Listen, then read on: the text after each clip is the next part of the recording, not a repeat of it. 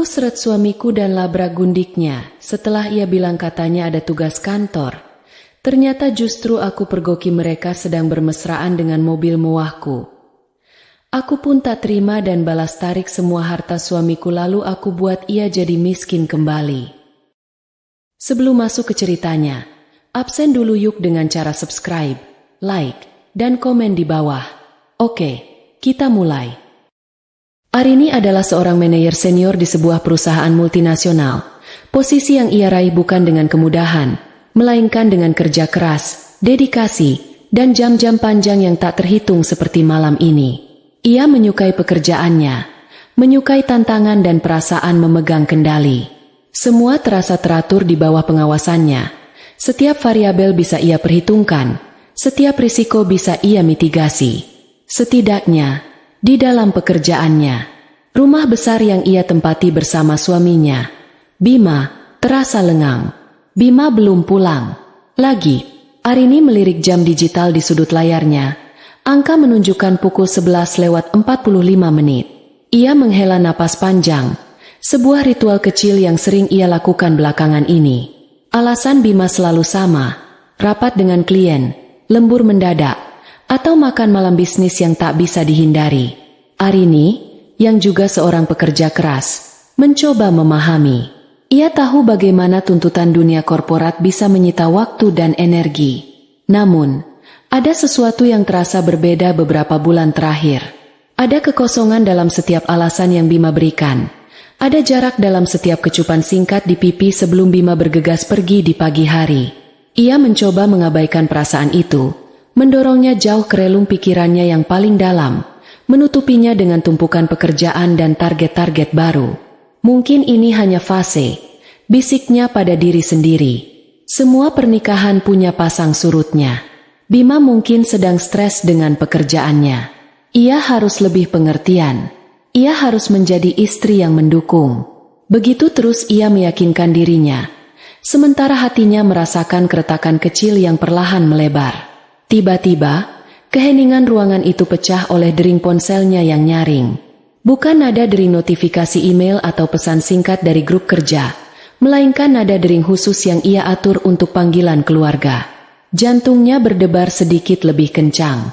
Ia meraih ponselnya, melihat nama Pak D. Joko tertera di layar. Pak D-nya jarang sekali menelepon selarut ini. Firasat buruk mulai merayapinya.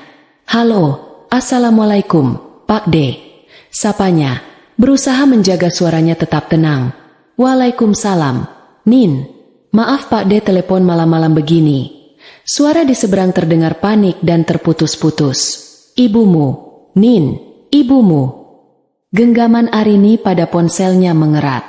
Dingin menjalari tulang punggungnya. "Ibu kenapa, Pak D? Ibu baik-baik saja, kan?"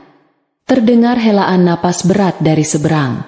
Tadi sore ibu mengeluh sesak napas. Badannya juga panas tinggi. "Kami bawa ke puskesmas. Tapi kata dokter harus segera dirujuk ke rumah sakit besar di kota. Kondisinya menurun cepat sekali. Nin, sekarang kami sudah di rumah sakit umum daerah. Dokter bilang ibu harus segera masuk ICU." Dunia Arini seakan berhenti berputar. Proposal, grafik, dan target kuartal baru menguap dari kepalanya, digantikan oleh bayangan wajah ibunya yang pucat dan napasnya yang tersengal-sengal. Ibunya adalah satu-satunya harta yang ia miliki setelah ayahnya meninggal bertahun-tahun lalu. Ibunya adalah alasan dari semua kerja kerasnya. Ia ingin memastikan masa tua ibunya nyaman dan bahagia. Pikiran bahwa ia bisa kehilangan ibunya terasa seperti sayatan pisau tumpul di ulu hatinya. "Arini kesana sekarang, Pak D." Arini langsung berangkat. "Tolong jaga ibu," ucapnya dengan suara bergetar, berusaha menahan isak tangis yang mendesak di tenggorokannya. Setelah menutup telepon, Arini termangu sejenak. Otaknya yang biasa bekerja cepat dan sistematis kini terasa kacau. Ia menarik napas dalam-dalam, mencoba memaksakan ketenangan. Ia harus kuat. Ibunya butuh dia. Ia harus segera berangkat. Tapi ia tidak mau berangkat sendiri. Ia butuh Bima. Ia butuh suaminya di sisinya saat-saat seperti ini. Tepat saat itu, Ia mendengar suara gerbang depan dibuka dan deru mobil Bima memasuki garasi. Beberapa menit kemudian, Bima masuk ke dalam rumah. Ia melepas sepatunya dengan gerakan lelah dan melonggarkan dasinya. "Malam, sayang. Maaf aku pulang telat sekali. Ada klien dari Singapura, alot banget negosiasinya," kata Bima sambil berjalan menuju ruang kerja Arini. Arini berdiri, matanya sembab. "Bima, Ibu." Melihat wajah istrinya, ekspresi lelah Bima berubah menjadi cemas. "Ibu kenapa? Rin, ada apa?" "Ibu masuk rumah sakit di kota. Kondisinya kritis. Beliau diicu. Kita harus ke sana sekarang, Mas," kata Arini. Suaranya nyaris seperti bisikan. Bima terdiam. Wajahnya menunjukkan keterkejutan. Namun ada kilat aneh di matanya yang tidak bisa Arini artikan saat itu. Ia memeluk Arini, mengusap punggungnya. "Tenang, sayang, tenang. Ibu pasti akan baik-baik saja." Pelukan itu terasa hampa. Arini melepaskan diri. "Kita harus berangkat sekarang, Mas. Aku sudah tidak tenang. Aku mau kemasi barang-barang." Arini berbalik, hendak menuju kamar tidur. Namun langkahnya terhenti oleh ucapan Bima. "Rin, tunggu." Arini menoleh. "Kenapa? Kita harus cepat." Bima menggaruk tengkuknya yang tidak gatal. Sebuah kebiasaan yang Arini tahu selalu ia lakukan ketika ia merasa gugup atau hendak mengatakan sesuatu yang tidak menyenangkan. "Begini, sayang. Aku ngerti kamu panik. Aku juga khawatir sekali sama ibu. Tapi, besok pagi aku ada rapat yang sangat penting. Ini proyek besar, menyangkut investor baru. Aku sama sekali tidak bisa meninggalkannya." Seolah ada petir yang menyambar di ruangan yang sunyi itu. Arini menatap suaminya, tidak percaya dengan apa yang baru saja ia dengar. "Rapat? Mas, ini ibu. Ibuku sedang kritis di rumah sakit. Dan kamu bicara soal rapat." "Bukan begitu maksudku, Rin." Bima mencoba mendekat, tapi Arini mundur selangkah. "Tentu saja ibu nomor satu. Tapi rapat ini penentu. Aku sudah mempersiapkannya selama berbulan-bulan. Kalau aku tidak ada di sana, semuanya bisa berantakan. Aku janji, setelah rapat selesai, aku langsung menyusul kamu ke sana. Aku janji." "Janji," kata itu terdengar begitu murah di telinga Arini saat ini. "Rapatnya jam berapa?" tanyanya dengan suara dingin. "Jam 9 pagi. "Dan selesainya jam berapa?" "Mungkin sekitar jam 11 atau jam 12. Setelah itu aku langsung berangkat. Paling sore aku sudah sampai di sana." Arini menggelengkan kepalanya pelan. "Aku tidak mengerti, Mas. Aku benar-benar tidak mengerti. Apa pekerjaan itu lebih penting daripada nyawa ibuku? Aku butuh kamu di sampingku sekarang, bukan besok sore." "Arini, tolong jangan berlebihan." Suara Bima mulai sedikit meninggi. "Aku tidak bilang pekerjaan lebih penting. Aku hanya minta kamu mengerti posisiku. Aku juga punya tanggung jawab. Aku lakukan ini semua juga untuk keluarga kita, kan? Coba pikirkan secara rasional." "Rasional? Bagaimana ia bisa berpikir rasional ketika jantungnya terasa diremas-remas oleh kecemasan? Bagaimana ia bisa berpikir rasional ketika orang yang seharusnya menjadi sandarannya justru memintanya pergi sendiri menghadapi situasi terburuk dalam hidupnya? Tanggung jawabmu yang utama itu adalah keluargamu, Bima. Dan saat ini, keluargamu sedang butuh kamu," desis Arini. Terjadi keheningan yang menyakitkan di antara mereka. Bima menatap Arini dengan pandangan yang sulit diartikan. Ada rasa bersalah di sana, tapi juga kekeras kepalaan yang tidak mau dibantah. "Aku tidak bisa, Rin. Aku benar-benar tidak bisa membatalkannya. Tolong mengerti," ucap Bima akhirnya, suaranya final. Arini menatap wajah suaminya lekat-lekat. Pria yang ia nikahi 5 tahun lalu. Pria yang berjanji akan selalu ada untuknya dalam suka dan duka. Malam ini, janji itu terasa seperti debu yang ditiup angin. Ia tidak melihat lagi sosok suami yang ia kenal, melainkan orang asing yang memprioritaskan hal lain di atas penderitaan keluarganya. Ia tidak mau berdebat lagi. Tenaganya sudah habis terkuras oleh telepon dari Pak D-nya tadi. Berdebat dengan Bima hanya akan membuang waktu dan menguras sisa energinya. Baiklah, ucap Arini lirih. Suaranya terdengar kalah. Kalau memang rapatmu itu lebih penting, pergilah ke rapatmu. Rin, bukan begitu. Aku berangkat sendiri, potong Arini cepat.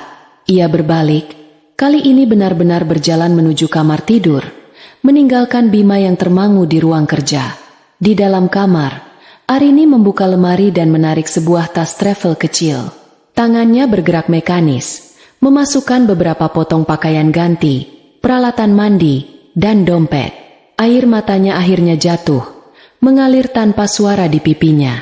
Ini bukan hanya tangis kecemasan untuk ibunya. Ini adalah tangis kekecewaan. Ia merasa begitu sendirian. Di rumahnya yang besar, di samping pria yang tidur seranjang dengannya, ia merasa lebih kesepian dari sebelumnya. Setiap helai pakaian yang ia masukkan ke dalam tas terasa seperti sebongkah batu yang memberatkan hatinya, memberatkan pernikahannya.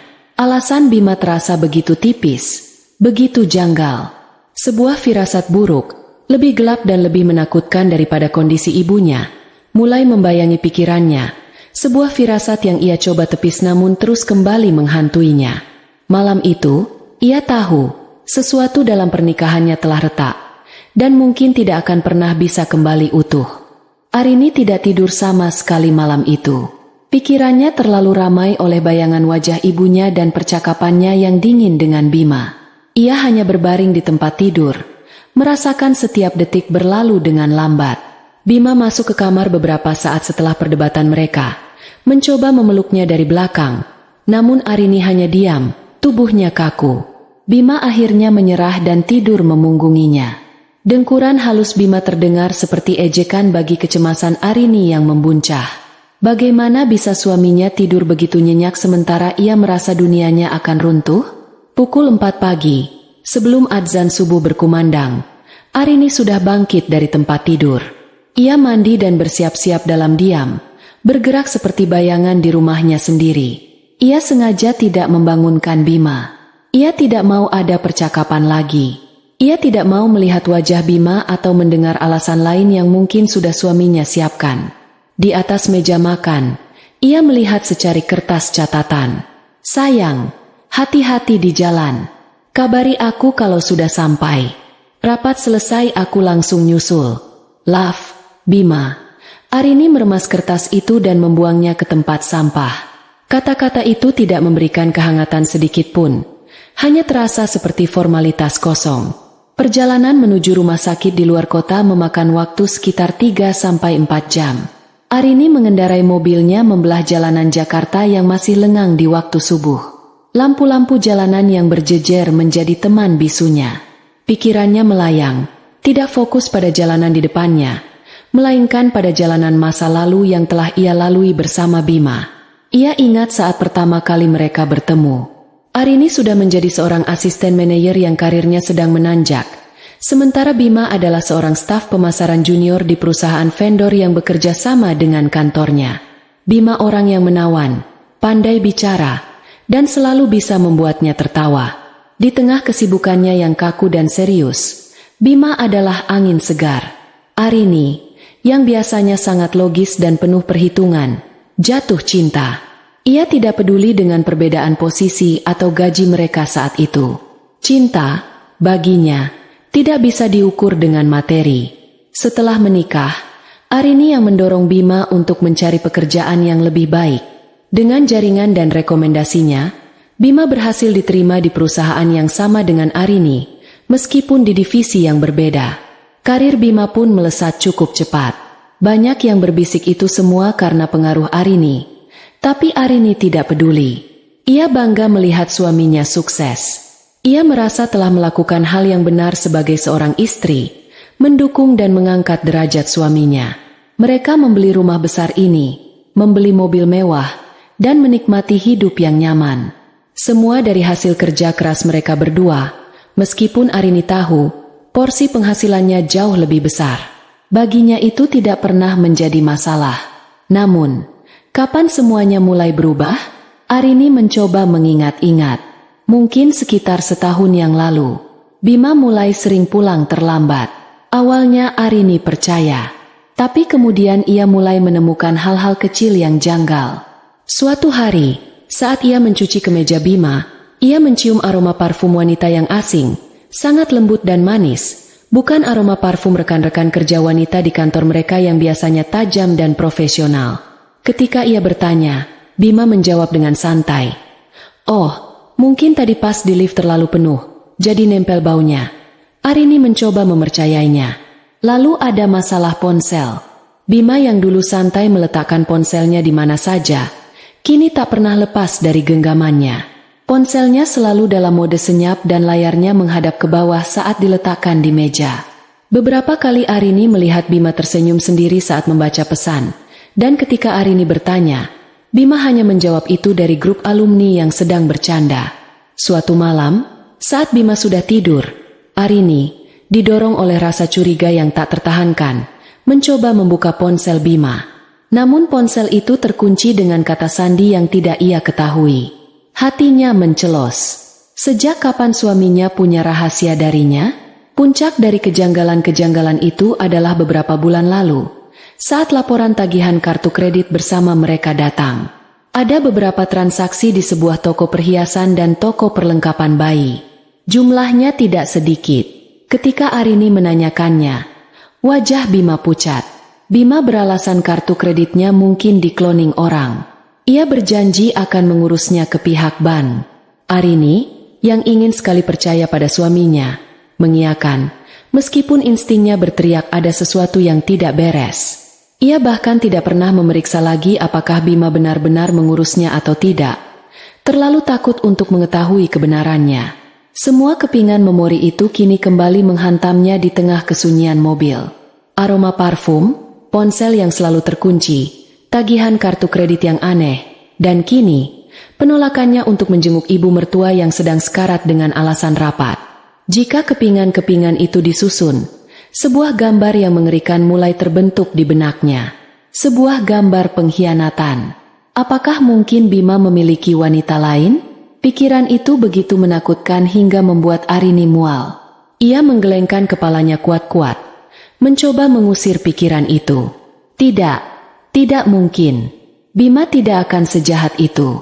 Ia pasti hanya sedang stres. Ia terlalu banyak bekerja. Ia, Arini, yang terlalu paranoid karena khawatir dengan kondisi ibunya. Ia harus berhenti berpikiran negatif. Mobilnya sudah memasuki jalan tol. Matahari mulai terbit di ufuk timur, menebarkan cahaya jingga yang indah. Tapi keindahan itu tidak mampu menyentuh hati Arini yang sedang kelabu. Ia menyalakan radio, berharap alunan musik bisa sedikit menenangkan pikirannya. Namun setiap lagu cinta yang diputar justru terasa seperti ironi yang menyakitkan. Ia akhirnya mematikan radio, memilih kembali ditemani kesunyian. Ia menelepon Pak D-nya untuk menanyakan kondisi ibunya. Suara Pak D-nya masih terdengar cemas. Kondisi ibunya masih stabil, belum ada perubahan berarti. Dokter masih terus memantau. Sedikit kelegaan menjalari hatinya, namun belum cukup untuk menghapus kecemasan utamanya. Sepanjang sisa perjalanan, Arini mencoba fokus. Ia tidak lagi memikirkan Bima. Ia memikirkan ibunya. Ia memutar kembali kenangan-kenangan indah bersama ibunya. Ibunya yang seorang diri membesarkannya setelah ayahnya tiada. Ibunya yang bekerja sebagai penjahit dari pagi hingga malam demi menyekolahkannya sampai sarjana. Setiap tetes keringat ibunya adalah bahan bakar semangatnya untuk sukses. Ia berjanji pada dirinya sendiri, ia akan melakukan apapun untuk kesembuhan ibunya. Ia akan membayar dokter terbaik, membeli obat termahal. Ia tidak akan membiarkan ibunya pergi. Ketika gerbang tol keluar kota terlihat, jantung Arini mulai berdebar kencang. Ia sudah dekat. Ia akan segera bertemu ibunya. Ia menekan pedal gas lebih dalam. Papan penunjuk jalan berwarna hijau dengan tulisan Rumah Sakit Umum Daerah membuatnya menelan ludah. Ia mengikuti arah penunjuk itu, melewati jalanan kota yang ramai. Akhirnya, bangunan besar berwarna putih itu terlihat di depan mata. Rumah sakit. tempat di mana harapan dan keputusasaan berbaur menjadi satu. Arini memarkir mobilnya di area parkir yang sudah cukup penuh. Ia mematikan mesin mobil, namun tidak langsung turun. Ia duduk terdiam selama beberapa menit, mengumpulkan seluruh sisa kekuatannya. Ia merapikan rambutnya, mengusap wajahnya yang lelah, dan menarik napas dalam-dalam. Aku harus kuat, demi ibu, bisiknya pada dirinya sendiri. Dengan langkah mantap yang dipaksakan, ia turun dari mobil dan berjalan menuju lobi utama rumah sakit. Bau antiseptik yang khas langsung menyambutnya. Suasana sibuk dan tegang begitu terasa. Ia berjalan menuju bagian informasi untuk menanyakan letak ruang ICU. Namun, saat ia berjalan menyusuri koridor panjang yang ramai, sebuah papan penunjuk arah di persimpangan koridor menarik perhatiannya. Ke kanan adalah arah menuju ruang ICU, tempat ibunya berada. Ke kiri adalah arah menuju ruang bersalin perawatan bayi. Dan di lorong sebelah kiri itulah, di kejauhan, ia melihat sesosok pria yang posturnya sangat ia kenali. Pria itu sedang berdiri dengan gelisah, mondar-mandir di depan sebuah pintu kaca. Pria itu adalah Bima, suaminya. Firasat buruk yang sejak semalam menghantuinya kini kembali dengan kekuatan penuh, mencengkeram hatinya dengan cakar es yang dingin. Dunianya serasa berhenti saat itu juga. Waktu seakan membeku. Arini berdiri terpaku di persimpangan koridor. Kakinya seolah dipaku ke lantai pualam yang dingin. Di sebelah kanan, lorong menuju ruang ICU, tempat ibunya berjuang antara hidup dan mati, tempat di mana seharusnya seluruh perhatian dan energinya tercurah. Di sebelah kiri, lorong menuju ruang bersalin, sebuah tempat yang seharusnya tidak memiliki arti apa-apa baginya hari ini. Namun di sanalah suaminya, Bima, berada. Otaknya menolak untuk memproses pemandangan itu. Tidak, itu tidak mungkin Bima. Mungkin hanya orang yang sangat mirip. Jakarta penuh dengan jutaan manusia. Bukan hal aneh jika ada dua orang yang posturnya serupa. Bima sedang rapat penting di Jakarta, memperjuangkan proyek besar untuk masa depan mereka. Ya, itu pasti. Bima tidak mungkin ada di sini, di rumah sakit yang sama, di kota yang berbeda, di lorong yang salah. Ia mencoba memaksa kakinya untuk berbelok ke kanan, menuju ibunya. Setiap sel dalam tubuhnya berteriak bahwa ibunya adalah prioritas. Tetapi matanya tidak mau lepas dari sosok di lorong sebelah kiri. Sosok itu berhenti mondar-mandir dan kini menyandarkan punggungnya ke dinding, mengusap wajahnya dengan kedua tangan, sebuah gestur yang sangat Arini kenal. Gestur yang Bima lakukan saat ia sedang sangat cemas atau sangat lelah. Keraguan mulai terkikis, digantikan oleh gelombang dingin kecurigaan yang menusuk. Arini menarik napas, terasa sesak seolah udara di sekitarnya menipis. Ia harus memastikannya. Ia tidak bisa terus berdiri di sini, disiksa oleh ketidakpastian. Jika itu bukan Bima, ia bisa menertawakan kebodohannya sendiri dan segera berlari ke sisi ibunya. Jika itu memang Bima, maka Arini tidak berani melanjutkan pemikirannya. Dengan langkah yang terasa berat, seolah kakinya terbuat dari timah, ia mulai berjalan perlahan. Bukan ke kanan, melainkan ke kiri. Ia bergerak tanpa suara, memanfaatkan lalu lalang perawat dan pengunjung lain sebagai tameng. Setiap langkah membawanya lebih dekat pada sosok itu, dan setiap langkah menghancurkan sedikit demi sedikit penyangkalan yang coba ia bangun. 15 meter. Ia bisa melihat kemeja biru lengan panjang yang dikenakan pria itu. Kemeja yang sama dengan yang ia setrika tadi malam, yang Bima kenakan pagi ini untuk pergi ke rapat pentingnya. 10 meter. Ia bisa melihat jam tangan hitam di pergelangan tangan kirinya. Jam tangan hadiah ulang tahun pernikahan mereka yang keempat dari Arini. Bima tidak pernah melepaskannya. 5 meter. Kini tidak ada keraguan sedikit pun. Pria itu adalah Bima Aditama, suaminya. Wajahnya tegang, matanya terus-menerus melirik ke arah pintu kaca sebuah ruangan yang bertuliskan, Ruang Persalinan 2. Apa yang Bima lakukan di sini? Apa yang lebih penting dari ibunya sendiri, yang membuatnya harus berbohong dan datang ke tempat ini? Arini berhenti di balik sebuah pilar besar.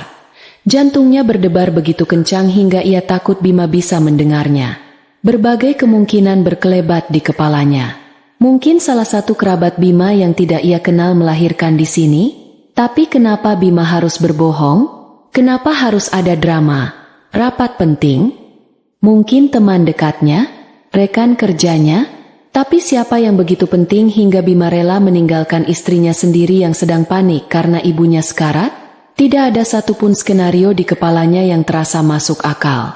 Arini hendak keluar dari persembunyiannya, hendak menghampiri Bima dan menuntut penjelasan, ketika pintu kaca di depan Bima terbuka. Seorang perawat berwajah ramah keluar sambil tersenyum. "Dengan Bapak Bima?" tanya perawat itu. Bima langsung menegakkan tubuhnya. Wajahnya penuh harap. "Iya, Sus. Saya sendiri. Bagaimana istri saya? Bagaimana bayinya?" "Istri saya." 3 kata itu menghantam Arini seperti sebuah truk kontainer. Telinganya berdenging. Napasnya tercekat di tenggorokan. Ia mencengkeram pilar di depannya untuk menahan tubuhnya agar tidak rubuh. Semua suara di sekitarnya mendadak hilang, tergantikan oleh gaung 3 kata itu di kepalanya. "Istri saya, istri saya, istri saya." Perawat itu tersenyum lebih lebar, tidak menyadari drama tak bersuara yang sedang terjadi di belakang pilar. "Selamat ya, Pak Bima. Semuanya lancar. Istri Bapak baik-baik saja, sedang istirahat. Dan putranya sehat, tampan sekali. Laki-laki, beratnya 3,1 kilogram." Arini melihatnya dengan mata kepalanya sendiri. Ia melihat bagaimana seluruh ketegangan di wajah Bima lenyap seketika, digantikan oleh sebuah ekspresi kelegaan dan kebahagiaan yang begitu murni, begitu meluap-luap. Sebuah ekspresi yang belum pernah Arini lihat selama 5 tahun pernikahan mereka. Bima tersenyum lebar. Matanya berkaca-kaca karena bahagia. Ia menjabat tangan perawat itu dengan antusias. "Alhamdulillah. Terima kasih, Sus. Terima kasih banyak. Boleh saya masuk sekarang?" tanya Bima. Suaranya bergetar karena emosi. "Sebentar ya, Pak. Biar kami pindahkan dulu ibunya ke ruang perawatan. Nanti Bapak bisa langsung menyusul ke sana," kata perawat itu sebelum kembali masuk ke dalam ruangan. Bima tidak bisa diam. Ia berjalan mondar-mandir lagi, tapi kali ini bukan karena cemas, melainkan karena tidak sabar. Ia mengeluarkan ponselnya, mengetik sesuatu dengan cepat sambil tersenyum. Mungkin sedang mengabari keluarga barunya. Sebuah keluarga yang Arini tidak tahu keberadaannya. Sebuah keluarga yang dibangun di atas kebohongan dan pengkhianatannya. Dunia Arini hancur berkeping-keping. Semua potongan puzzle yang selama ini ia abaikan kini menyatu dengan sempurna, membentuk sebuah gambar pengkhianatan yang utuh dan mengerikan. Parfum wanita di kemeja Bima, ponsel yang selalu dikunci, tagihan kartu kredit untuk toko perhiasan dan perlengkapan bayi. Semuanya bukan kebetulan. Semuanya adalah bagian dari rencana besar yang Bima sembunyikan darinya. Rapat penting itu adalah sebuah kebohongan. Investor baru itu adalah seorang wanita yang sedang melahirkan anak dari suaminya. Rasa sakit itu begitu luar biasa, begitu fisik, hingga Arini merasa dadanya akan meledak. Ia ingin berteriak, menjerit, berlari ke arah Bima dan menghajarnya habis-habisan. Ia ingin mencakarnya, menuntut penjelasan mengapa ia begitu kejam. Tapi tubuhnya tidak mau bergerak. Ia hanya bisa berdiri di sana, tersembunyi di balik pilar, menjadi penonton bisu dari kebahagiaan suaminya yang dibangun di atas reruntuhan hatinya. Ia adalah seorang manajer yang hebat, seorang wanita karir yang disegani. Ia bisa mengendalikan rapat dengan puluhan orang, menegosiasikan kontrak miliaran rupiah, dan memecahkan masalah perusahaan yang paling rumit sekalipun. Tapi di koridor rumah sakit ini, ia hanyalah seorang istri yang dikhianati, seorang wanita yang dunianya baru saja direnggut paksa. Semua kekuatannya, semua kecerdasannya, terasa tidak berguna. Ironi yang paling kejam adalah lokasi mereka. Di rumah sakit yang sama, hanya terpisah oleh beberapa meter koridor. Di satu sisi, ibunya, sumber kehidupannya, sedang berjuang melawan maut. Di sisi lain, suaminya, pria yang ia kira adalah pasangan hidupnya, sedang merayakan sebuah kehidupan baru yang lahir dari pengkhianatan. Arini merasa terjebak di tengah-tengah.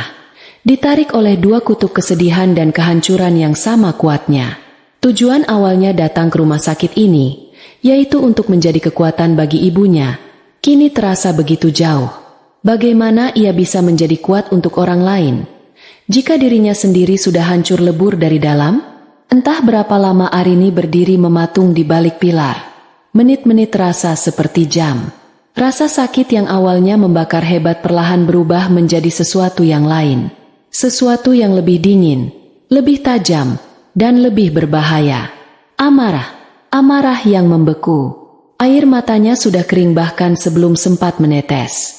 Kesedihan telah bermetamorfosis menjadi kekuatan yang mengerikan. Ia bukan lagi korban yang gemetar. Ia adalah hakim yang siap menjatuhkan vonis. Ia menarik napas dalam-dalam, merasakan udara dingin rumah sakit memenuhi paru-parunya, mendinginkan api yang berkecamuk di dadanya. Ia melangkah keluar dari balik pilar. Setiap langkahnya terasa mantap dan terukur. Suara sepatunya yang beradu dengan lantai koridor terdengar tegas, membelah keramaian. Ia tidak lagi bersembunyi. Bima, yang masih sibuk dengan ponselnya, tidak menyadari kehadirannya sampai Arini berdiri tepat 1 meter di hadapannya.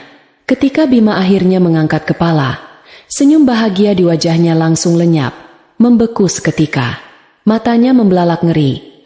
Wajahnya pucat pasi seolah baru saja melihat hantu. "Arini," desisnya. Suaranya nyaris tak terdengar. Ponsel di tangannya hampir terlepas dari genggamannya. "Kak, kamu sedang apa di sini?"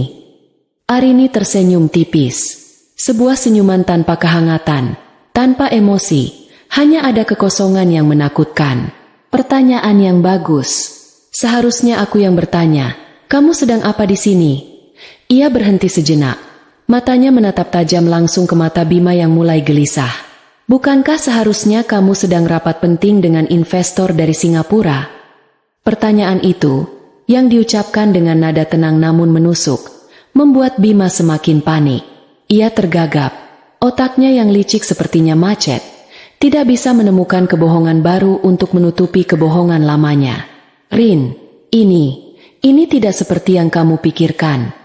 Aku bisa jelaskan semuanya," ucapnya, melirik ke kanan dan ke kiri, takut jika ada yang mendengar percakapan mereka. "Oh, ya? Jelaskanlah," tantang Arini. Suaranya tetap rendah dan terkendali. "Jelaskan padaku. Rapat macam apa yang diadakan di depan ruang bersalin?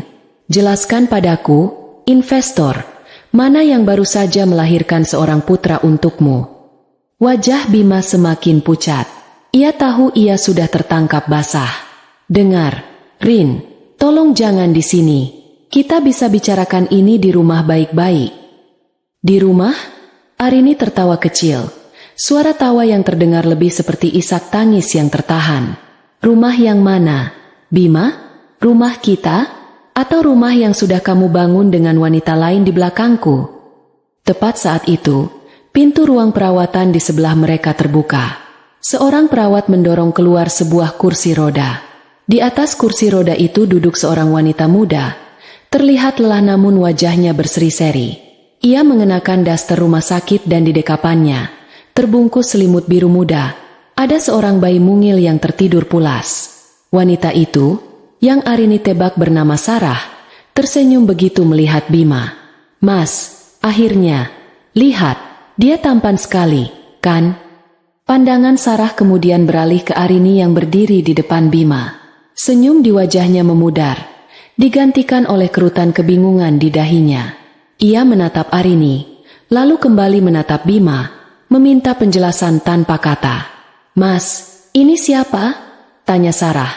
Suaranya lembut namun penuh selidik. Bima terjebak.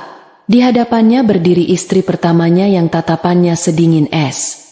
Di sampingnya duduk istri keduanya yang menuntut penjelasan. Topeng yang selama ini ia kenakan dengan begitu rapi kini retak dan hancur berkeping-keping, memperlihatkan wajah aslinya yang penuh kepalsuan. Ia menelan ludah. Suaranya bergetar saat menjawab pertanyaan Sarah. "Sarah, kenalkan, ini Arini. Dia istriku." Jika Arini merasakan dunianya hancur beberapa saat yang lalu, kini giliran Sarah yang merasakannya. Matanya membelalak kaget. Ia menatap Bima dengan pandangan tidak percaya. Apa? Istrimu? Mas, kamu bilang kamu sudah bercerai. Arini menatap Bima dengan jijik. Jadi itu cerita yang Bima jual pada wanita ini. Duda teraniaya. Sebuah skenario klasik yang memuakan. Bima, yang kini diserang dari dua sisi, tampak putus asa. Ia menatap Arini, memohon dengan matanya. Rin, aku mohon. Lalu ia beralih ke Sarah. Sarah, aku bisa jelaskan. Aku memang belum resmi bercerai, tapi prosesnya sedang berjalan. Proses sedang berjalan. Arini memotong dengan suara tajam. Proses di pengadilan mana, Bima? Proses di dalam kepalamu sendiri. Amarah kini mendidih dalam diri Arini, melenyapkan sisa-sisa ketenangannya. Ia menatap Bima, pria yang pernah ia cintai dengan segenap hatinya, pria yang ia angkat derajatnya, kini tampak begitu kecil dan menyedihkan di matanya. Jadi ini alasanmu? Tanya Arini. Suaranya mulai bergetar karena amarah. Ini, rapat penting MU, menelantarkan ibuku yang sedang sekarat demi menyambut anak harammu ini. Jaga bicaramu, bentak Bima. Sepertinya nalurinya untuk membela anak dan istri barunya lebih kuat daripada rasa bersalahnya. Kenapa? Kamu tidak suka aku menyebutnya anak haram? Balas Arini lebih keras. Tak peduli lagi pada tatapan orang-orang di sekitar mereka. Lalu aku harus menyebutnya apa? Buah dari pengkhianatanmu? Monumen dari kebohonganmu? Cukup, Arini. Belum cukup, Bima. Aku belum selesai. Kini Arini benar-benar meluapkan segalanya. Selama ini aku bekerja keras setengah mati, memastikan kamu dan aku hidup nyaman. Aku percaya padamu. Aku membelamu saat orang bilang kamu hanya memanfaatkanku. Dan ini balasanmu? Kamu mengambil uangku, kepercayaanku, dan waktuku untuk membangun istana baru dengan perempuan lain di belakangku. Bima terdiam, tak mampu berkata-kata. Kamu tahu, lanjut Arini, bagian terburuknya bukan karena kamu punya wanita lain. Bagian terburuknya adalah kamu melakukannya saat ibuku, satu-satunya orang tua yang aku punya, sedang berjuang untuk hidupnya. Kamu bahkan tidak punya sedikit pun hati nurani. Mungkin karena merasa terpojok, Bima melakukan hal terbodoh yang bisa ia lakukan. Ia mencoba membalikkan keadaan, menyalahkan Arini. Ini semua juga salahmu, serunya. Coba kamu lihat dirimu. Kamu terlalu sibuk dengan kariermu, dengan pekerjaanmu. Kamu pulang malam, bahkan di rumah pun kamu masih memikirkan kantor. Kapan kamu punya waktu untukku? Aku kesepian. Rin, aku butuh perhatian. Sesuatu yang tidak pernah aku dapatkan darimu. Alasan itu, alasan klise yang sering ia baca di novel-novel murahan, menjadi pukulan terakhir bagi Arini. Sisa-sisa cinta atau bahkan kasihan yang mungkin masih ada untuk Bima menguap seketika. Yang tersisa hanyalah kebencian murni. Ia menatap Bima. Lalu Sarah yang menangis dalam diam sambil memeluk bayinya, kemudian kembali ke Bima.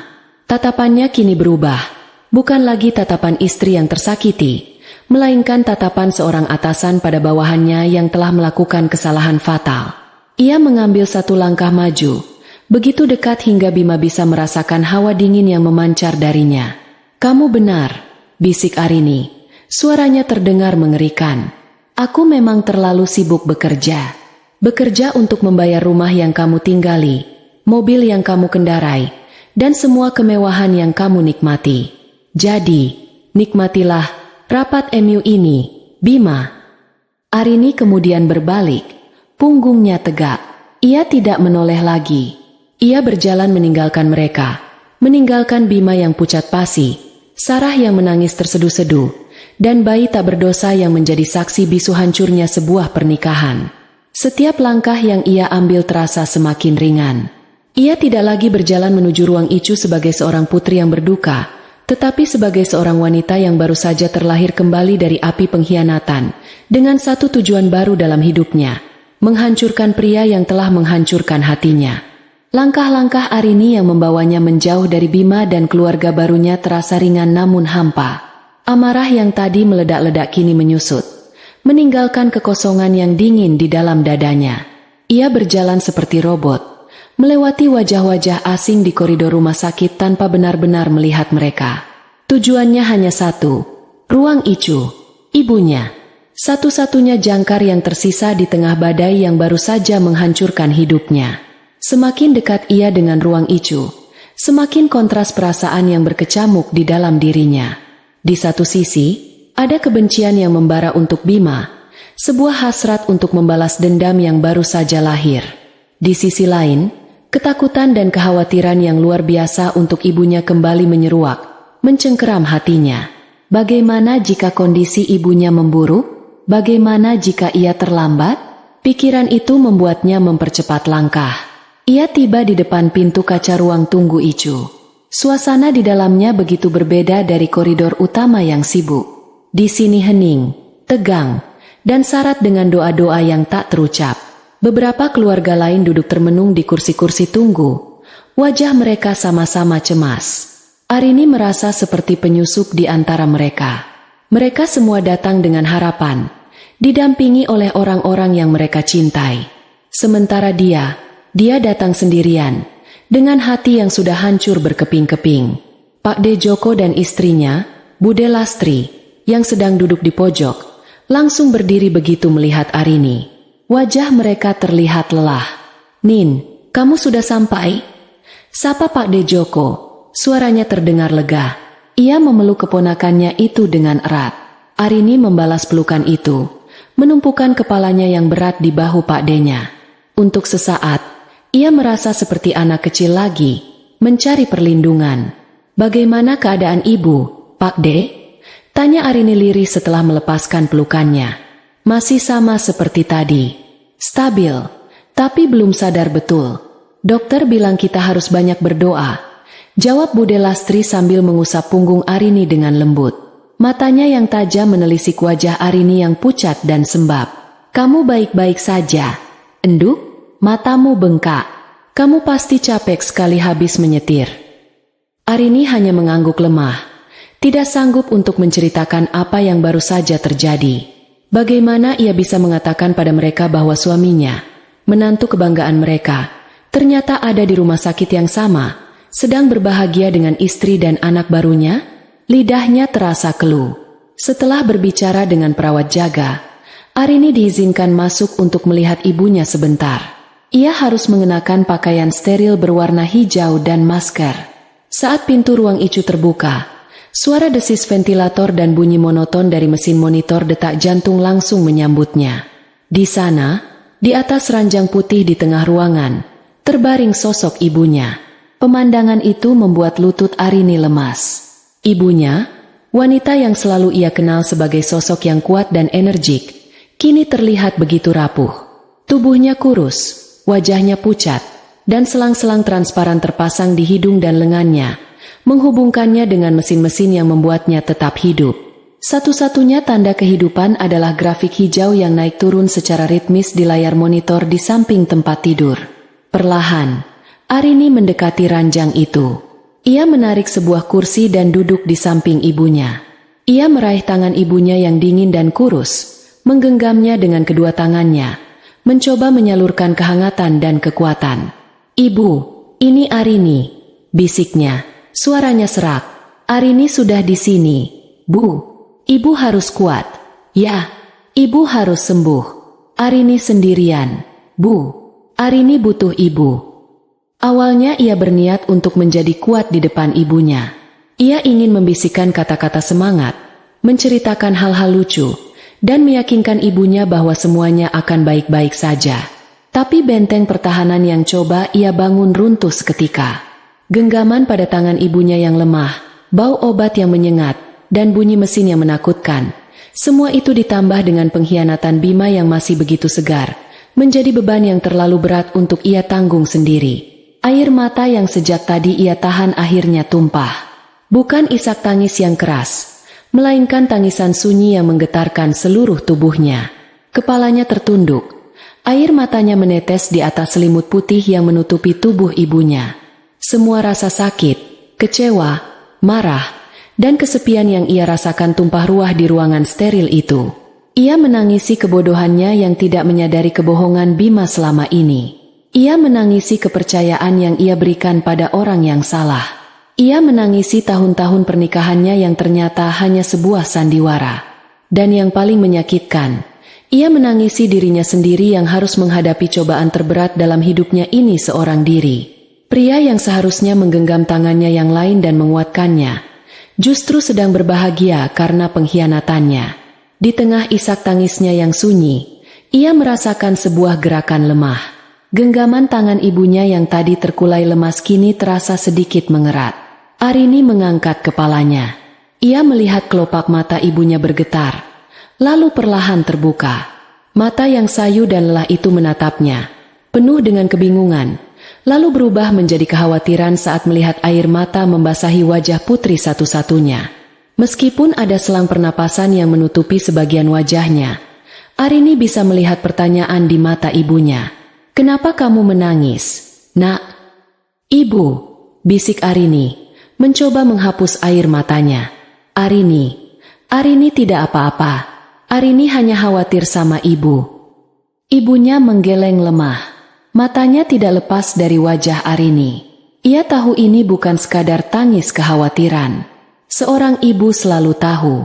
Tangan kirinya yang bebas dari infus terangkat dengan susah payah, mencoba mengusap pipi Arini. Melihat perjuangan ibunya, hati Arini semakin teriris. Ia tidak bisa berbohong lagi. Di depan ibunya, di ambang antara hidup dan mati, semua kepura-puraan terasa sia-sia. Sambil tetap menggenggam tangan kanan ibunya, Arini menumpahkan segalanya.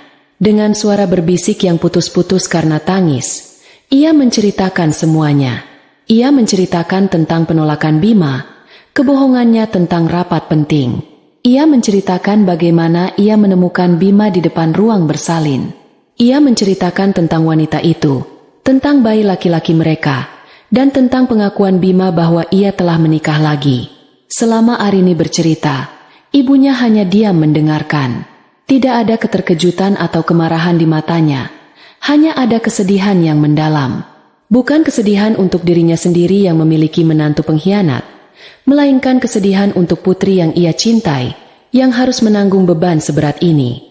Setelah Arini selesai bercerita, ia kembali menunduk, kehabisan kata-kata dan tenaga. Ia merasa begitu hina dan gagal.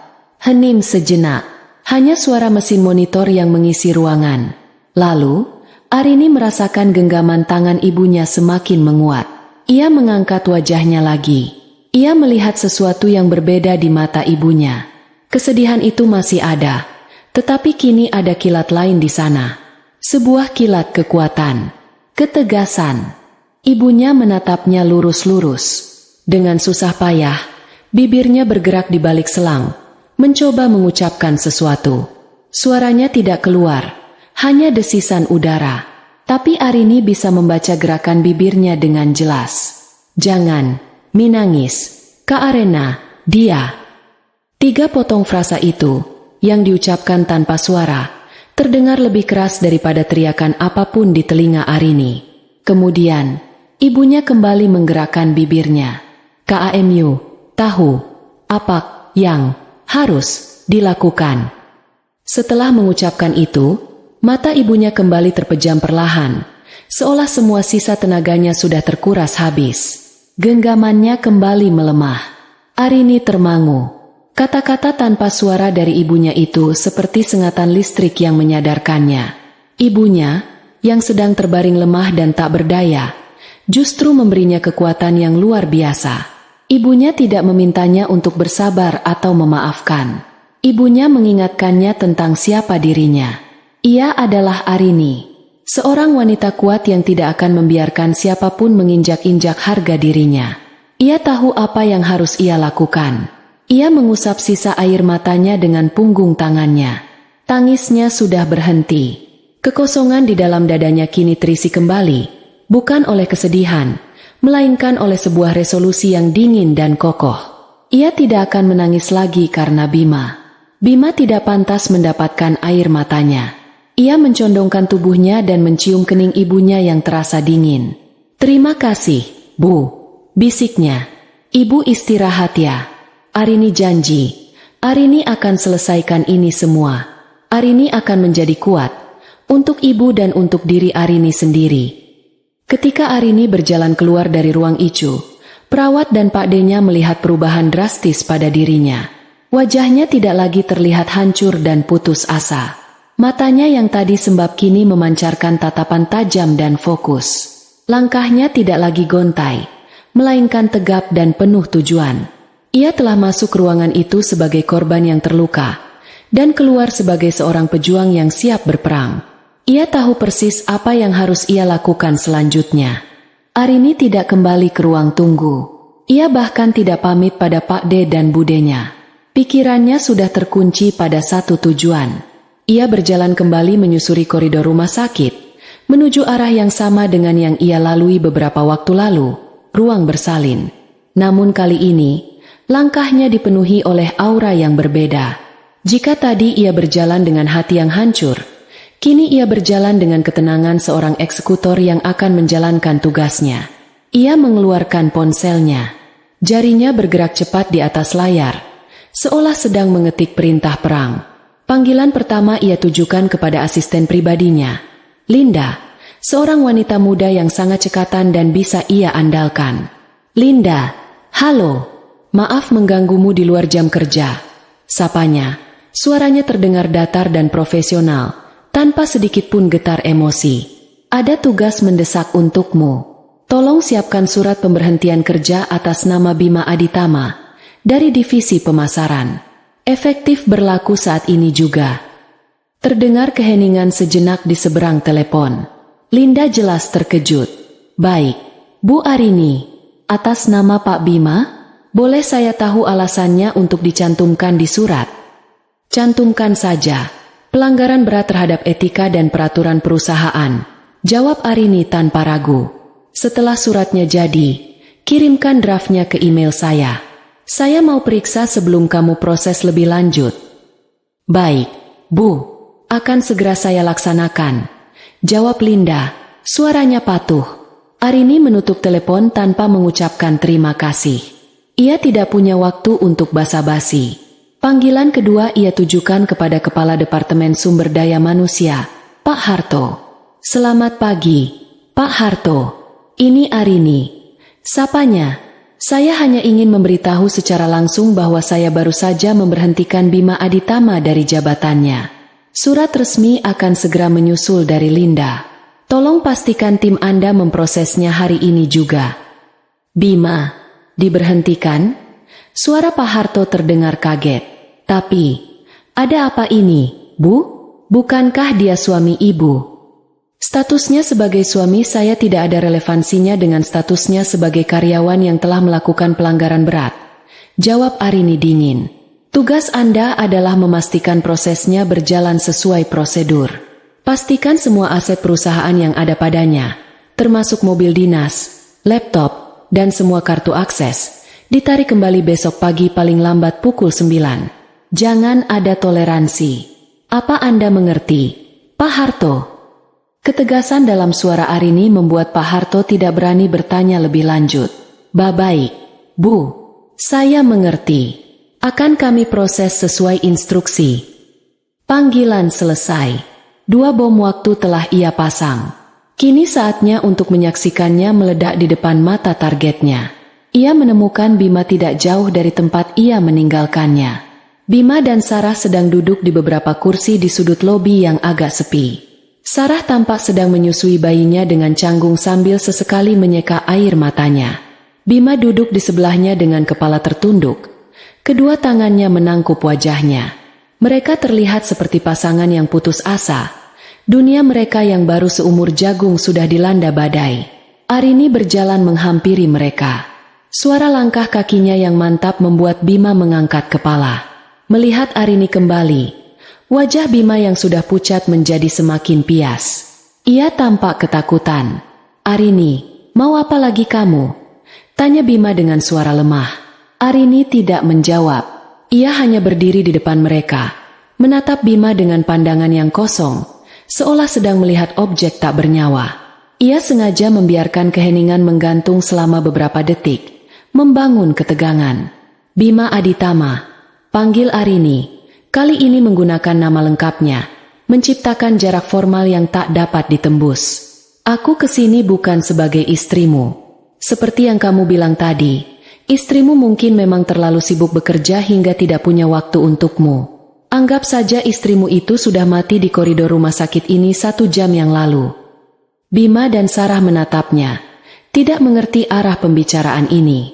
Aku di sini, lanjut Arini, suaranya tajam seperti bilah pisau, sebagai atasanmu, sebagai perwakilan dewan direksi, dan sebagai salah satu pemegang saham terbesar di perusahaan tempatmu mencari nafkah. Tempatmu mendapatkan semua fasilitas yang kamu gunakan untuk menghidupi keluarga barumu ini. Setiap kata yang diucapkan Arini adalah sebuah pukulan telak. Bima mulai gemetar. Ia sepertinya mulai menyadari apa yang akan terjadi. Rin, tolong, jangan lakukan ini, pintanya, nadanya memelas. Arini mengabaikan permohonannya. Atas nama PT Jaya Sentosa, berdasarkan kewenangan yang saya miliki, dan merujuk pada pelanggaran kode etik berat yang telah Anda lakukan dengan menyalahgunakan kepercayaan dan berpotensi merusak citra perusahaan. Arini berhenti sejenak, membiarkan setiap kata meresap. Maka mulai detik ini, pada hari ini, di lobi rumah sakit ini, saya nyatakan bahwa Anda, Bima Aditama, secara resmi saya pecat. Kalimat itu diucapkan dengan begitu jelas, dingin, dan final. Tidak ada ruang untuk negosiasi. Tidak ada tempat untuk memohon. Itu adalah sebuah keputusan mutlak. Dunia Bima seakan runtuh untuk kedua kalinya dalam 1 hari. Matanya menatap kosong, mulutnya terbuka sedikit, tak mampu mengucapkan sepatah kata pun. Sarah, yang mendengarkan semuanya, tersentak kaget.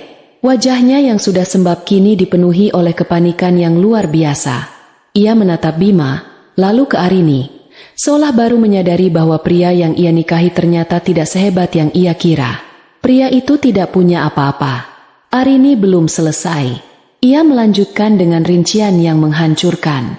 Semua fasilitas perusahaan yang melekat pada dirimu akan dicabut, katanya, seolah sedang membacakan daftar inventaris. Kunci mobil Honda CR-V hitam yang kau parkir di rumah, laptop kantor, kartu akses gedung, dan kartu kredit korporat. Semuanya harus sudah berada di meja asisten saya besok pagi pukul 8 tepat. Jangan terlambat. Ia berhenti, lalu melirik Sarah dan bayinya sekilas. Anggap saja sisa gajimu yang belum terbayar bulan ini sebagai hadiah dariku. Mungkin cukup untuk membeli susu dan popok selama beberapa minggu. Penghinaan dalam kalimat terakhir itu terasa begitu menusuk. Dan satu hal lagi, tambah Arini, mengenai rumah di Pondok Indah. Rumah itu dibeli dengan uang saya, jauh sebelum kita menikah, dan sertifikatnya sepenuhnya atas nama saya.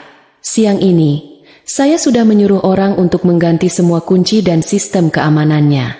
Kamu punya waktu sampai pukul 5 sore ini untuk mengambil barang-barang pribadimu. Dan ingat, Bima, hanya barang-barang pribadimu.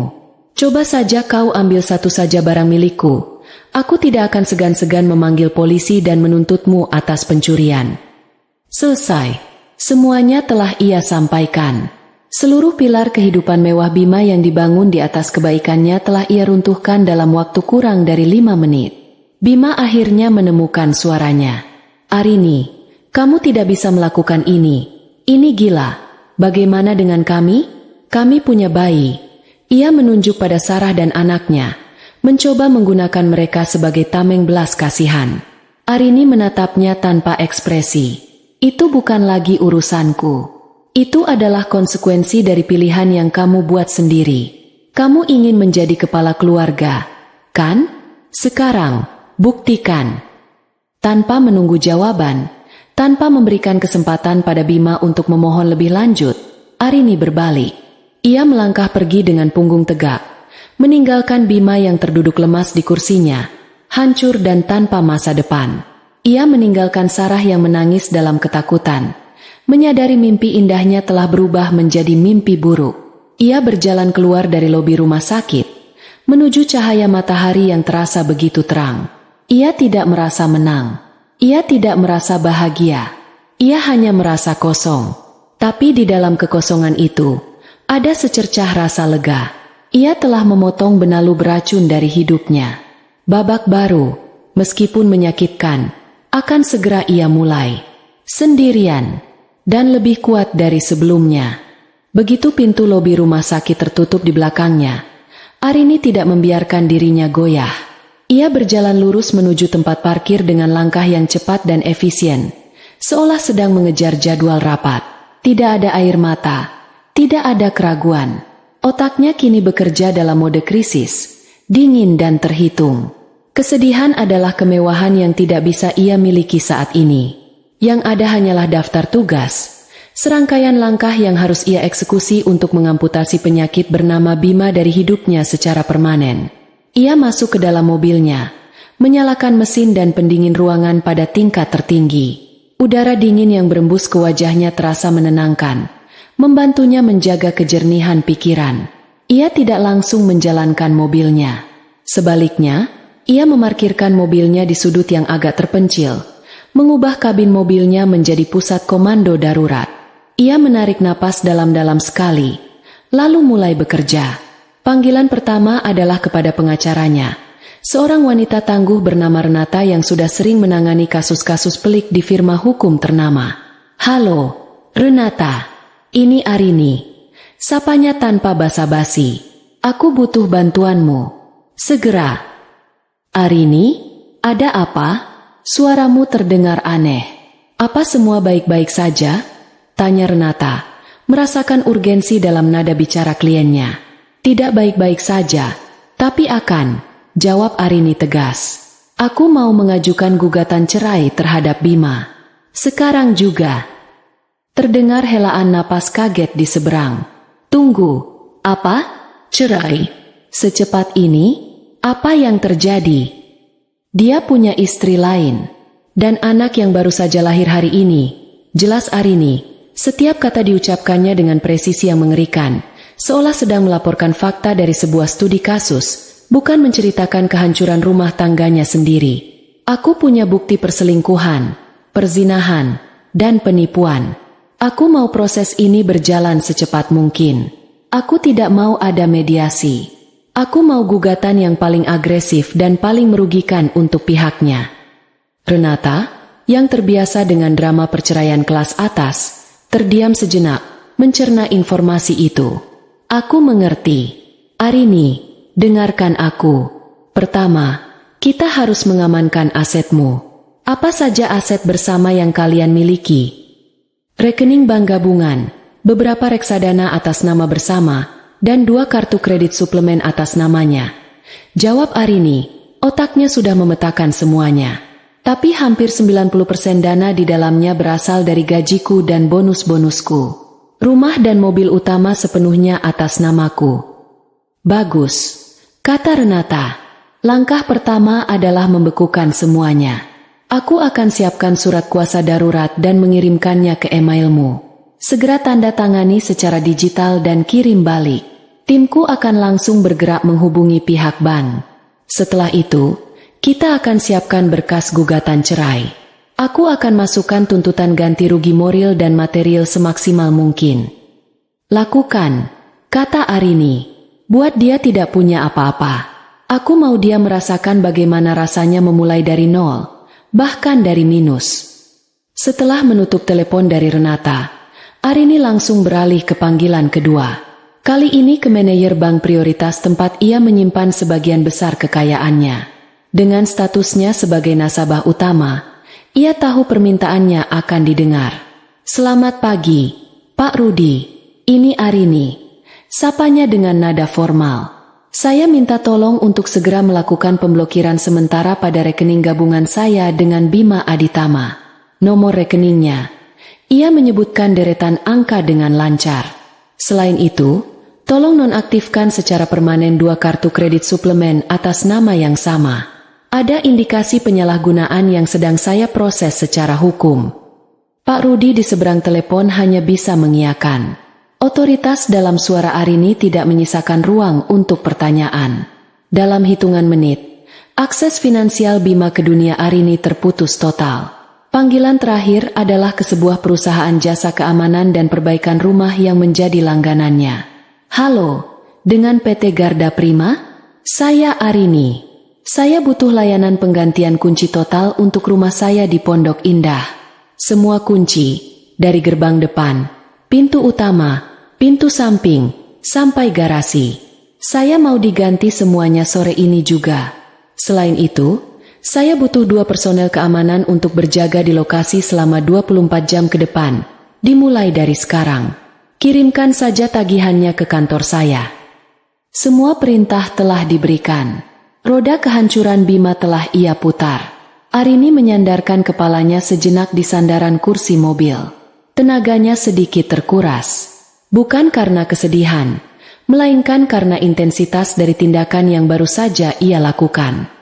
Ia teringat wajah ibunya, dan kata-kata tanpa suara itu.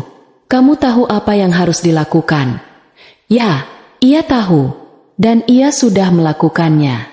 Sementara itu, di lobi rumah sakit, Bima dan Sarah masih terduduk di tempat yang sama, seolah sebuah bom baru saja meledak dan mereka adalah korban yang selamat namun kebingungan. Sarah berhenti menangis. Kini wajahnya dipenuhi amarah dan ketakutan. Jadi ini rencanamu? Desis Sarah. Pria sukses yang akan memberiku kehidupan lebih baik? Ternyata kamu tidak punya apa-apa. Semua yang kamu punya itu miliknya. Bima, yang masih syok, menatap Sarah dengan pandangan kosong. Diam. Sarah, kamu tidak mengerti. Aku tidak mengerti? Aku sangat mengerti. Balas Sarah. Suaranya meninggi, membuat bayi di dekapannya mulai bergerak gelisah. Kamu pembohong. Kamu bilang istrimu perempuan lemah yang hanya sibuk di rumah. Ternyata dia monster yang bisa memecatmu begitu saja. Lalu bagaimana dengan kita sekarang? Bagaimana kita membayar biaya rumah sakit ini? Bagaimana kita akan hidup? Pertanyaan-pertanyaan itu menghantam Bima seperti batu. Ia tidak punya jawaban. Ia mencoba berpikir jernih. Arini pasti hanya menggertak. Ia tidak mungkin sekejam itu. Ia mengeluarkan ponselnya, mencoba membuka aplikasi mobile banking dari rekening gabungan mereka. Akses ditolak. Silakan hubungi cabang terdekat. Jantungnya berdebar kencang. Ia mencoba menggunakan kartu kreditnya untuk membeli minum di mesin penjual otomatis. Transaksi ditolak. Kepanikan yang sesungguhnya mulai menjalari dirinya. Ini nyata. Arini tidak main-main. Ia benar-benar memutus semua aksesnya. Ia mencoba menelepon beberapa teman dekatnya, rekan-rekan kerjanya yang sering ia traktir makan atau minum. Panggilan pertama, ditolak. Panggilan kedua, tidak diangkat. Panggilan ketiga, diangkat sebentar. Halo, bro. Sorry banget. Gue lagi meeting. Nanti gue telepon balik ya. Kata suara di seberang. Lalu panggilan langsung ditutup. Bima tahu itu hanya alasan. Kabar pemecatannya pasti sudah menyebar seperti api di grup kantor.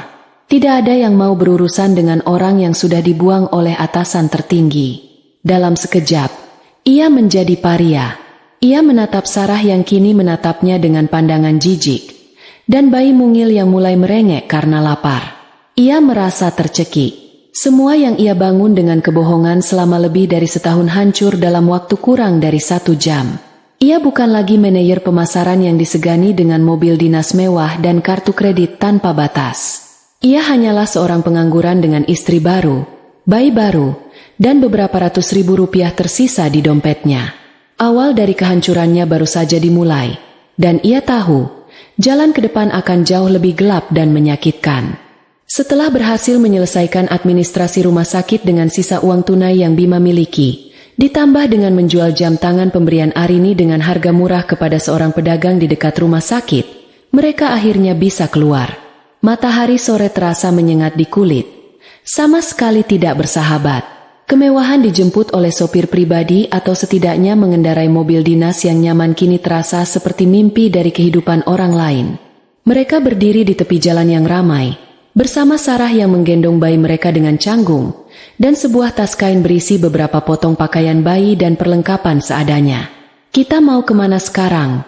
Tanya Sarah, nadanya datar dan putus asa. Tidak ada lagi panggilan. Mas, yang manja. Bima terdiam sejenak. Satu-satunya tempat yang terlintas di kepalanya adalah rumah. Rumah besar di Pondok Indah itu. Ia masih menyimpan sebersit harapan gila bahwa Arini hanya menggertak tentang kunci. Mungkin ia bisa memohon, merendahkan dirinya, setidaknya agar diizinkan mengambil lebih banyak barang atau mungkin uang tunai yang ia simpan di laci. Kita ke rumah dulu, jawab Bima, mencoba terdengar yakin. Mereka menyetop sebuah taksi tua yang pendingin ruangannya tidak berfungsi dengan baik. Sepanjang perjalanan dari pinggiran kota menuju kawasan elit Pondok Indah, keheningan yang tegang menyelimuti mereka. Bima menatap keluar jendela, melihat gedung-gedung yang ia kenal, jalanan yang biasa ia lalui dengan mobil mewahnya. Kini ia melaluinya sebagai penumpang di taksi Reyot. Statusnya telah jatuh begitu dalam. Sarah hanya diam, tatapannya kosong, sesekali menenangkan bayinya yang mulai rewel karena kepanasan. Ia pasti sedang membayangkan kehidupan seperti apa yang menantinya, dan gambaran itu jelas jauh dari apa yang Bima janjikan. Ketika taksi berbelok ke jalan di depan rumah mereka, jantung Bima berdegup kencang. Dari kejauhan, rumah itu masih terlihat sama, megah dan kokoh. Tapi begitu mereka semakin dekat, Bima melihat sesuatu yang berbeda. Gerbang hitam yang tinggi itu tertutup rapat, dan di baliknya berdiri dua orang pria tegap berseragam satpam yang tidak ia kenali. Bima membayar taksi dan turun. Ia berjalan ke depan gerbang, sementara Sarah menunggu di trotoar dengan wajah cemas. "Permisi, Pak, saya mau masuk. Saya pemilik rumah ini," kata Bima pada salah satu satpam. Satpam itu menatapnya dari atas ke bawah, ekspresinya datar. "Maaf, Pak, kami mendapat instruksi dari Ibu Arini, bahwa selain beliau, tidak ada seorang pun yang diizinkan masuk ke properti ini tanpa izin tertulis." "Tapi saya suaminya," sergah Bima, suaranya mulai meninggi. "Status Bapak tidak mengubah instruksi yang kami terima," jawab satpam kedua dengan nada yang sama dinginnya. Ia kemudian menunjuk ke arah samping gerbang. "Ibu Arini berpesan, jika Bapak datang, barang-barang pribadi Bapak ada di dalam beberapa kotak kardus itu." Bima mengikuti arah telunjuk satpam itu. Di sana, di atas trotoar yang berdebu, teronggok 3 buah kotak kardus berwarna coklat. Ditumpuk begitu saja seperti sampah yang siap diangkut. Rasa malu dan amarah membakar wajah Bima. Ia diperlakukan seperti penjahat, diusir dari rumahnya sendiri di depan mata petugas keamanan dan istri barunya. Ini adalah puncak penghinaan. Ia sempat berpikir untuk mengamuk, mendobrak gerbang. Tapi melihat postur kedua satpam yang tegap dan tatapan mereka yang profesional, nyalinya menciut. Ia tahu ia tidak akan menang. Dengan langkah gontai, ia menghampiri tumpukan kotak itu. Ia membukanya satu persatu. Di dalamnya ada pakaiannya, beberapa pasang sepatu, buku-buku, dan beberapa barang pribadi kecil. Semuanya dilempar begitu saja ke dalam kotak, kusut dan tidak beraturan. Arini bahkan tidak memberinya koper, hanya kotak kardus bekas. Ia seperti pengungsi yang terusir dari tanahnya sendiri. Semua hasil kerjanya, semua yang ia kira miliknya, ternyata hanya pinjaman yang bisa ditarik kembali kapan saja oleh pemilik sesungguhnya. Sarah yang melihat pemandangan itu hanya bisa menggelengkan kepala. Semua ilusi tentang Bima sebagai pria sukses dan kaya raya telah hancur total. Pria di hadapannya kini adalah seorang pecundang yang bahkan tidak memiliki atap untuk berteduh. "Jadi, apa rencanamu sekarang, Tuan Besar?" sindir Sarah. Air matanya sudah kering, digantikan oleh kepahitan. Bima tidak menjawab. Otaknya buntu. Teman-temannya tidak bisa dihubungi. Keluarganya di kampung pasti akan menghakiminya habis-habisan jika tahu ia menikah lagi dan dipecat. Ia benar-benar sendirian. Dengan sisa uang yang semakin menipis, pilihan mereka sangat terbatas. Malam itu, setelah berkeliling selama hampir 2 jam dengan membawa serta 3 kotak kardus besar, mereka akhirnya menemukan sebuah penginapan murah di daerah kumuh di pinggiran Jakarta. Tempat itu lebih pantas disebut losmen daripada hotel. Lorongnya gelap dan berbau apek. Kamar yang mereka dapatkan sangat kecil dan menyedihkan.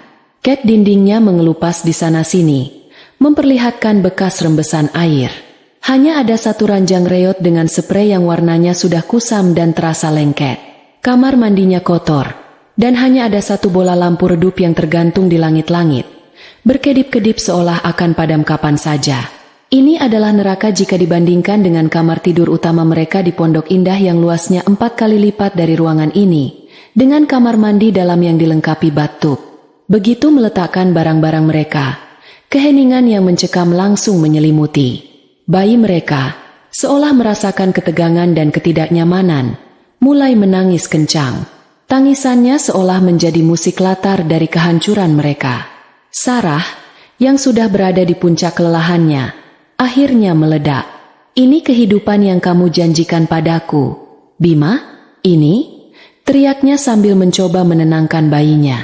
"Aku meninggalkan pekerjaanku, keluargaku, semuanya demi kamu. Demi janji-janjimu, dan kamu membawaku ke tempat sampah ini. Lalu kamu mau aku bagaimana?"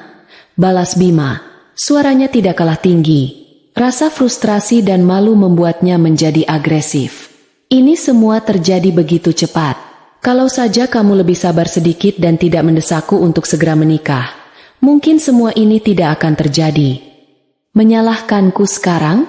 Kamu yang berbohong dari awal. Kamu bilang kamu akan menceraikannya, tapi nyatanya kamu masih hidup dari uangnya seperti lintah. Kamu bukan pria, Bima. Kamu pengecut." Pertengkaran mereka semakin menjadi-jadi, dipenuhi dengan saling tuduh, penyesalan, dan kata-kata kasar.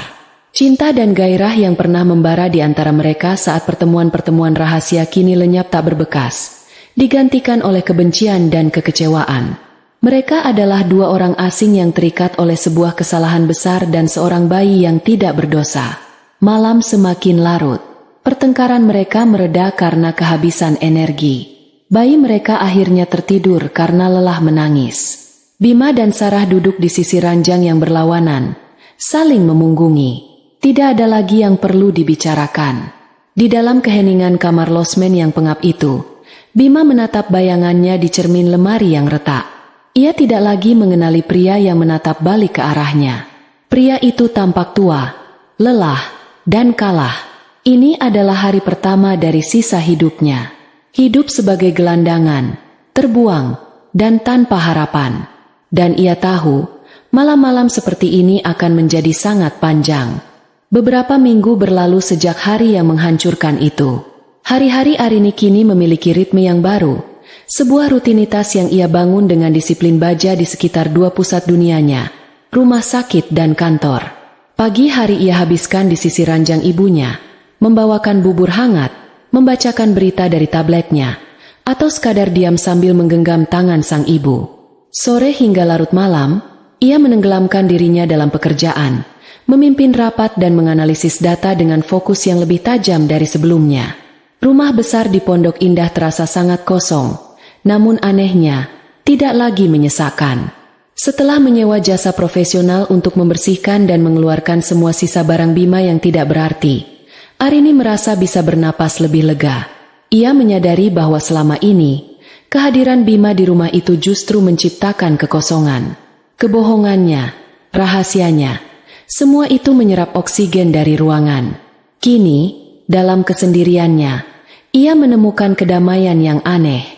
Proses penyembuhan ibunya menjadi cermin bagi proses penyembuhan dirinya sendiri. Setelah melewati masa kritis, ibunya dipindahkan ke ruang perawatan biasa. Setiap kemajuan kecil, saat ibunya bisa duduk sendiri, saat pertama kali mencoba makan tanpa selang, saat ia bisa tersenyum lagi, terasa seperti kemenangan besar bagi Arini. Merawat ibunya, menyuapinya, membantunya berjalan tertatih-tatih di koridor. Semua itu memaksanya untuk fokus pada kehidupan dan pemulihan, bukan pada kehancuran dan pengkhianatan.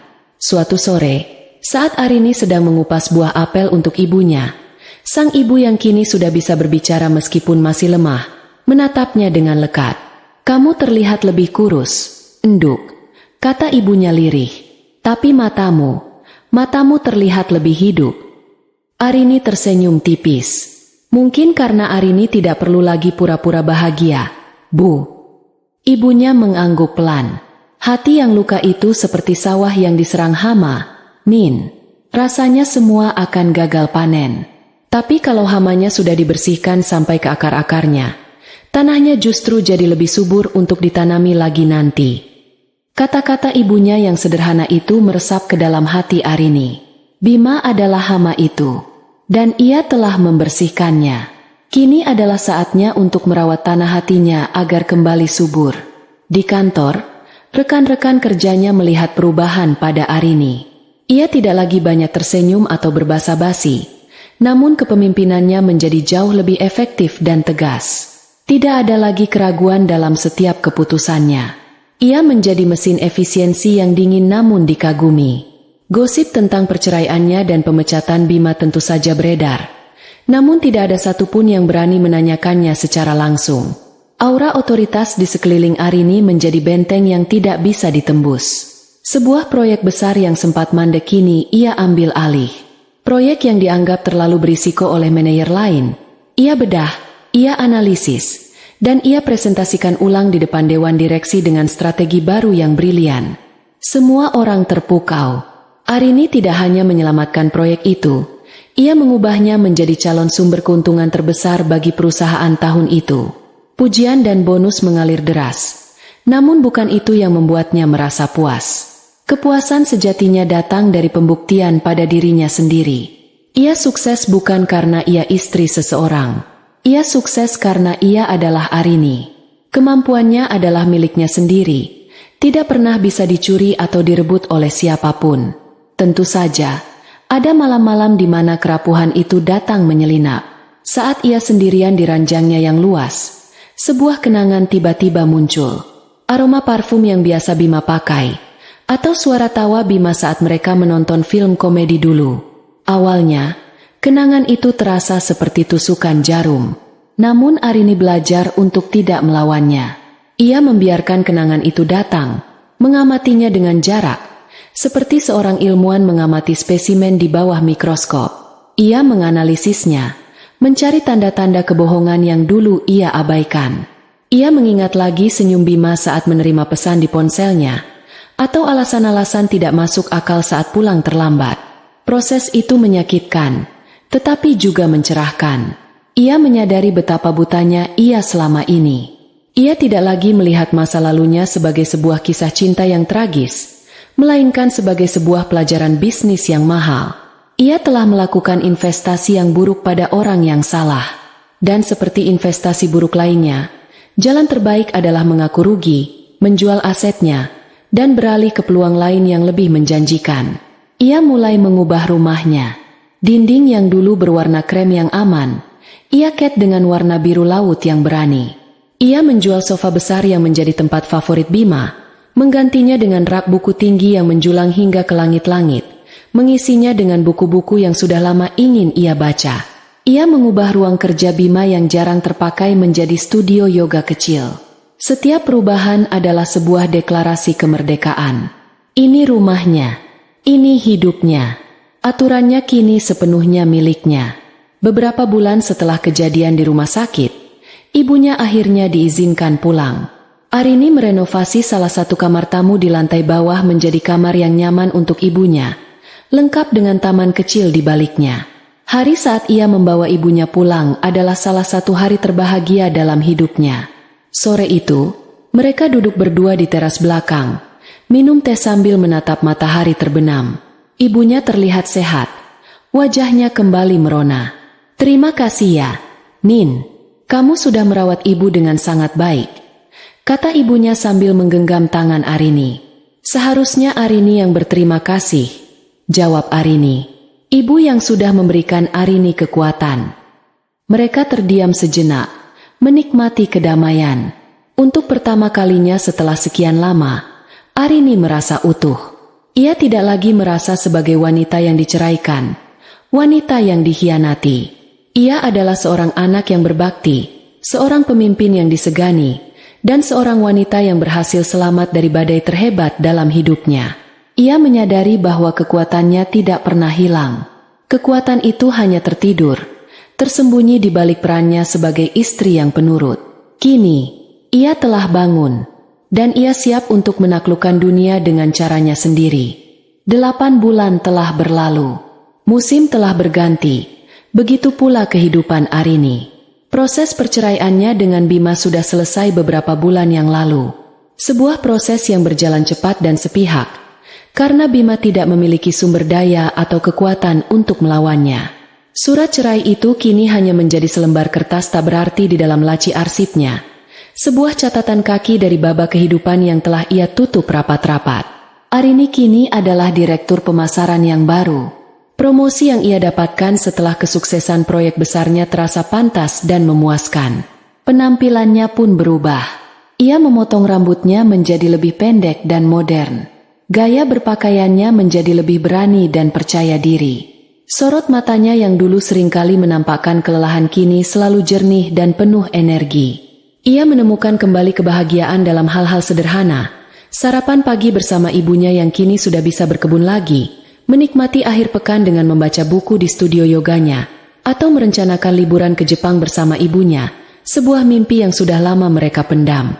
Suatu Sabtu siang yang cerah, Arini baru saja selesai makan siang dengan beberapa klien penting di sebuah restoran mewah di pusat perbelanjaan kelas atas. Pertemuan itu berjalan sangat baik. Ia berhasil mendapatkan kesepakatan besar yang akan semakin mengukuhkan posisinya.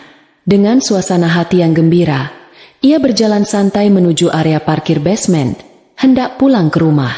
Saat ia mendekati mobilnya yang baru, sebuah sedan Eropa berwarna perak yang ia beli dengan bonus terakhirnya, matanya menangkap sebuah pemandangan yang membuatnya berhenti melangkah. Di sudut area parkir yang agak remang, seorang petugas parkir sedang dengan sigap membantu seorang ibu-ibu mengeluarkan mobilnya dari slot parkir yang sempit. Petugas itu mengenakan seragam biru yang sudah agak pudar dan topi yang menutupi sebagian wajahnya. Namun Arini mengenali postur tubuh yang kurus dan gerakan yang canggung itu. Jantungnya tidak berdebar. Ia tidak merasakan sakit. Ia hanya merasakan keheningan yang aneh saat menyadari bahwa petugas parkir itu adalah Bima. Penampilannya begitu menyedihkan. Kulitnya legam terbakar matahari. Tubuhnya yang dulu tegap kini kurus dan sedikit membungkuk. Wajahnya yang dulu selalu mulus terawat kini terlihat kusam dan dihiasi kerutan-kerutan kelelahan. Ia tampak 10 tahun lebih tua. Pesona dan kepercayaan diri yang dulu menjadi senjata andalannya telah lenyap tak berbekas, digantikan oleh aura keputusasaan yang suram. Setelah mobil ibu itu pergi, Bima berdiri sejenak untuk menyeka keringat di dahinya. Saat itulah matanya bertemu dengan mata Arini yang sedang menatapnya dari jarak sekitar 10 meter. Waktu seakan berhenti bagi Bima. Matanya membelalak. Ekspresinya merupakan campuran dari keterkejutan yang luar biasa, rasa malu yang mendalam, dan sebersit harapan yang menyedihkan. Ia seolah terpaku di tempatnya, tidak percaya dengan apa yang ia lihat. Arini, mantan istrinya, berdiri di sana, tampak begitu bersinar dan jauh dari jangkauannya. Seperti bintang di langit sementara ia hanyalah kerikil di aspal yang kotor. Setelah mengatasi keterkejutan awalnya, sebuah dorongan putus asa menggerakkan kaki Bima. Ia meninggalkan posnya dan berjalan cepat, hampir berlari, menghampiri Arini. Arini, panggilnya. Suaranya serak dan tidak percaya diri. Arini hanya diam, tidak bergerak. Wajahnya tenang, tanpa ekspresi. Ia hanya menunggu. Arini, aku. Bima berhenti tepat di depan Arini. Napasnya terengah-engah.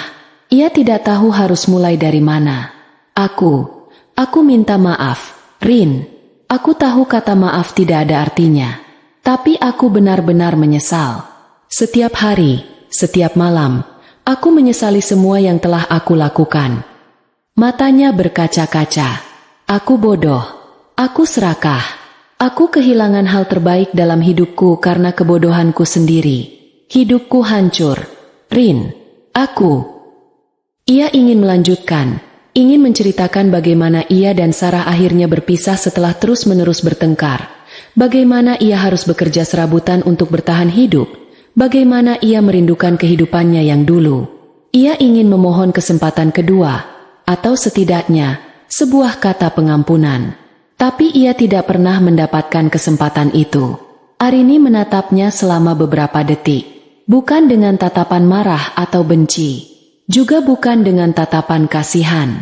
Ia menatap Bima seperti ia sedang menatap tiang listrik atau tempat sampah. Sebuah objek yang ada di sana, tapi tidak memiliki arti apa-apa baginya. Tatapannya kosong dan acuh tak acuh. Lalu, tanpa mengucapkan sepatah kata pun, tanpa mengubah ekspresi wajahnya sedikit pun, Arini memalingkan muka.